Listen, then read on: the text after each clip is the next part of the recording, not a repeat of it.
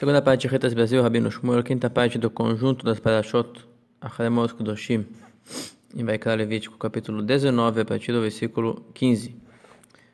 Ordem aos juízes: não faça injustiça no julgamento, que é uma abominação perante Deus. Toda injustiça. Não seja benevolente com o pobre, se iludindo que assim fará uma justiça social. O pobre também deve ser condenado quando assim a justiça indica. Da mesma maneira, não tema de ofender um rico ao condená-lo quando assim indica a justiça. Somente julgue de acordo com a verdade no julgamento.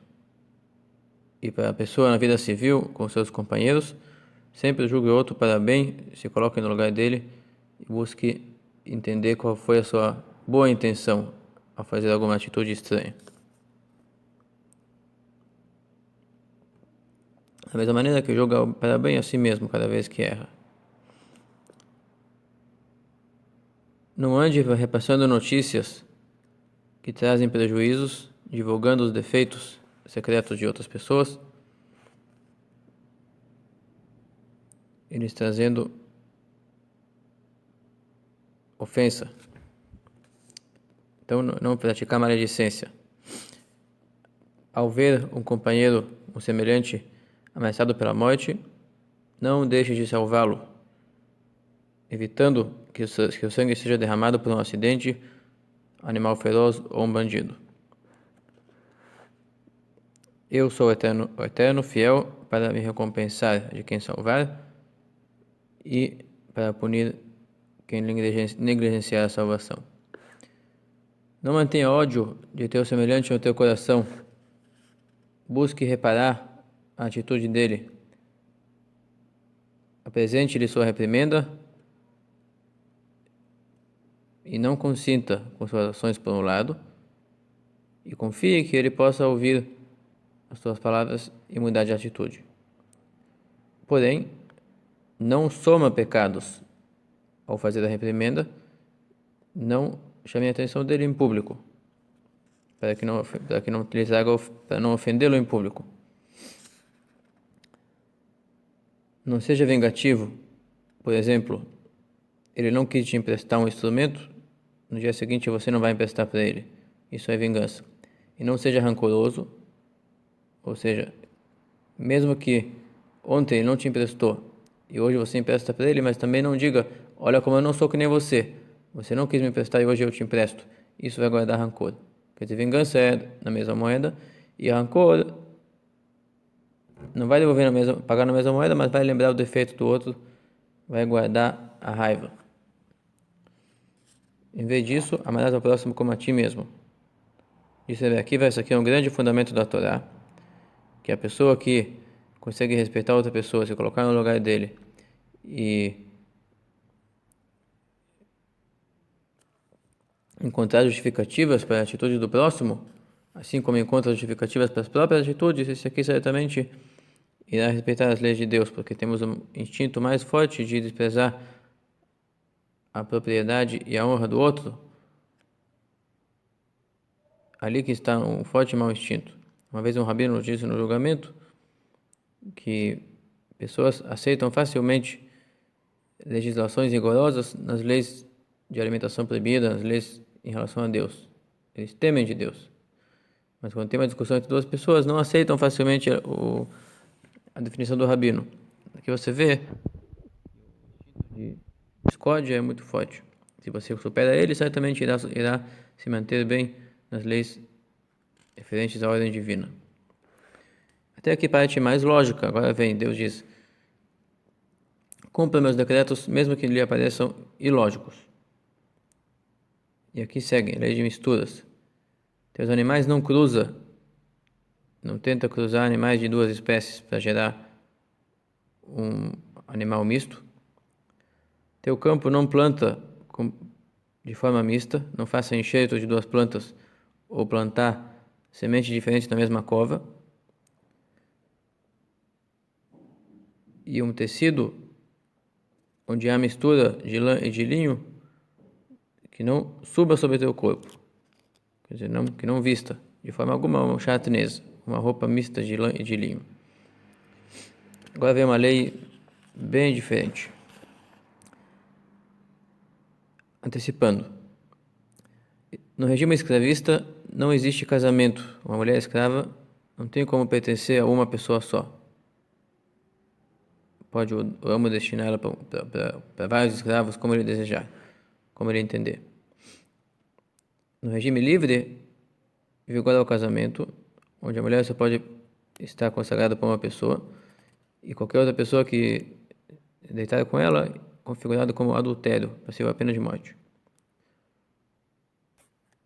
Só que acontece uma situação de uma pessoa que é meio livre e meio escrava. Então, imagina que tem uma escrava que está meio liberta. Ela conseguiu uma doação que comprasse a metade dos dias para ela poder estar livre. Acaba sendo escrava um dia sim, um dia não.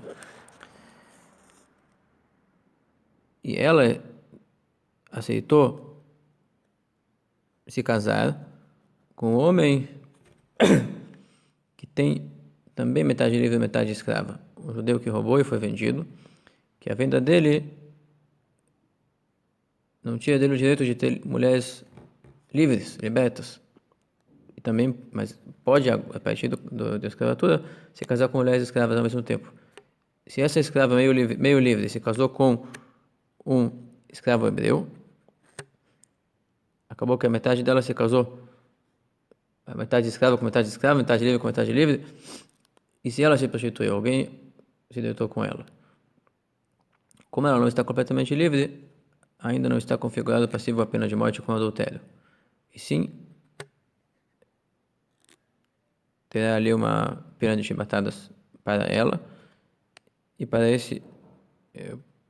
essa pessoa adúltera que estava com ela, tem que fazer uma oferenda especial para esse caso, chamado Hasham, de Hadufá. É uma oferenda de expiação daquele que teve com uma escrava desse tipo, meio liberta. E a partir daquela oferenda será perdoado o seu pecado. Um caso muito raro, nem sei se alguma vez aconteceu.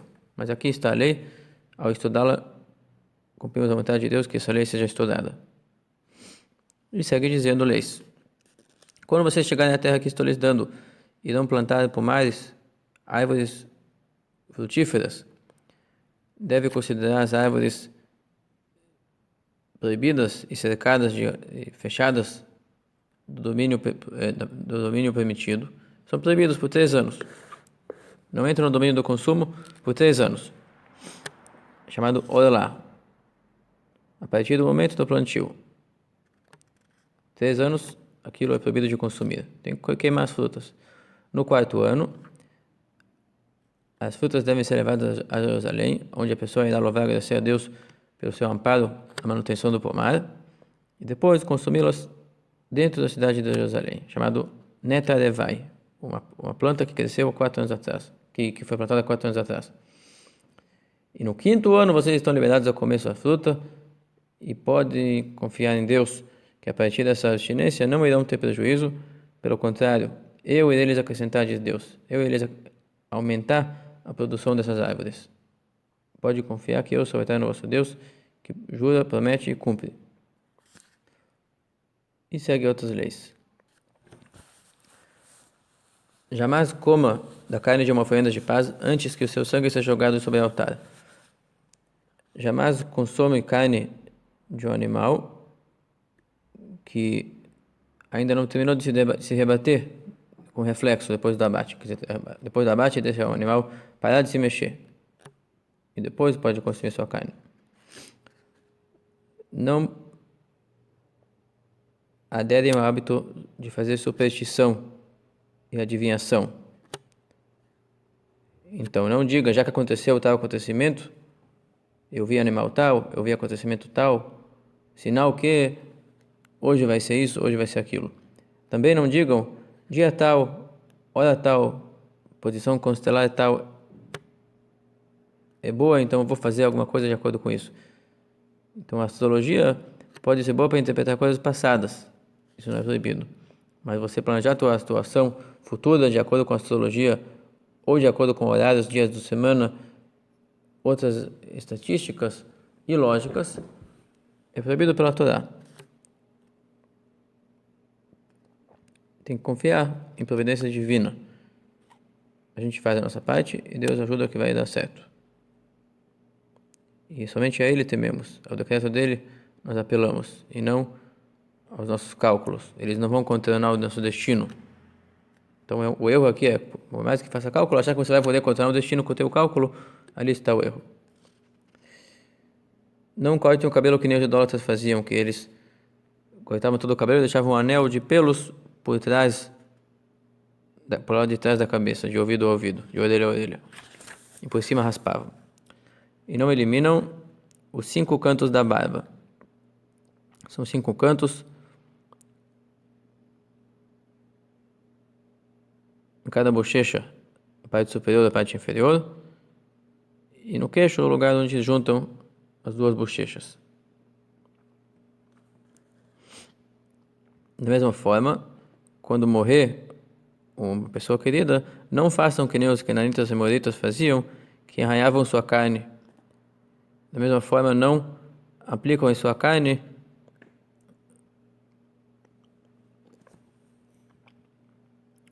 uma escrita permanente.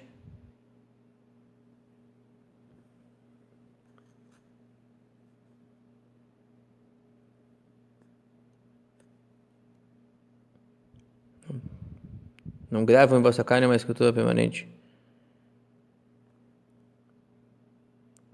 E continua dizendo: não permite que sua filha se torne prostituta para se deitar com pessoas sem casar com eles. Se fizer assim, a terra irá prostituir sua produção, irá gerar frutas em outras terras e não em sua terra. Cuidem os meus Shabbatot, meus dias, meus sábados sagrados, e meu santuário, temam, eu sou o eterno vosso Deus. Porque está junto aqui, dizendo, apesar que eu adverto vocês de construir um templo, cuidem o Shabat e não construam o templo no Shabat. Não se viram a buscar informações e aconselhamentos de diversos tipos de espiritismo aqui, chamado Ovi e Doni. Ovi é uma técnica que as vozes de espíritos falam a partir do colo da pessoa, do médium.